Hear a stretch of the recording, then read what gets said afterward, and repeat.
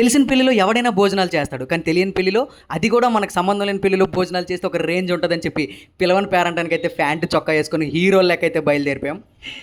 ఒక్కొక్కడు రిచ్గా బయలుదేరాడు కానీ ఏమవుతుందో మాత్రం తెలియదు. మీరేంటో మీ విధానాలు ఏంటో ఇప్పటికి నాకు అర్థం అవరో బాబు. భోజనాలు జరుగుతున్న ప్లేస్ ఇదే, ఎవరికి కనిపించకుండా లోపలికి అయితే వెళ్ళిపోయాం. దొరికిపోతే ఒకటే ప్లాన్, మేము ఫ్రాంక్ చేయడానికి వచ్చామని చెప్పేద్దాం అనుకున్నాం. ఎంతకి తెగించారా? మొత్తానికి మెల్లగా ఎవరికంటా పడకుండా ప్లేట్ అయితే పట్టేసుకున్నాం. ప్లేట్ పట్టి వీడియో కూడా తీస్తే చూసినోడు మన తోలు తీస్తాడు, అందుకే అంత రిస్క్ అయితే చేయలేదు. సో ఐటమ్స్ అయితే అదరగొట్టేశారు, చూడండి మీరు కూడా. మా వాళ్ళు తినేలేపు నేను అందరితో వరుసలు కలుపుదామని లోపలికి వెళ్ళా, కానీ కొంచెం అతి చేస్తే దొరికిపోతామని అర్థమైంది, అందుకే నోరు మూసుకొని వచ్చేసా. ఈలోపు మా వాళ్ళు ఫినిష్ చేసేసారు. ఇంత రిస్క్ చేసి భోజనాలు కంప్లీట్ చేసాం, మరి సమ్మర్ కదా ఐస్ క్రీమ్ కూడా అలాగ ఒకటి లేపేద్దామని చెప్పి ఐస్ క్రీమ్ దగ్గరికి కూడా వెళ్ళి ఒకటి తెచ్చేసుకున్నాం.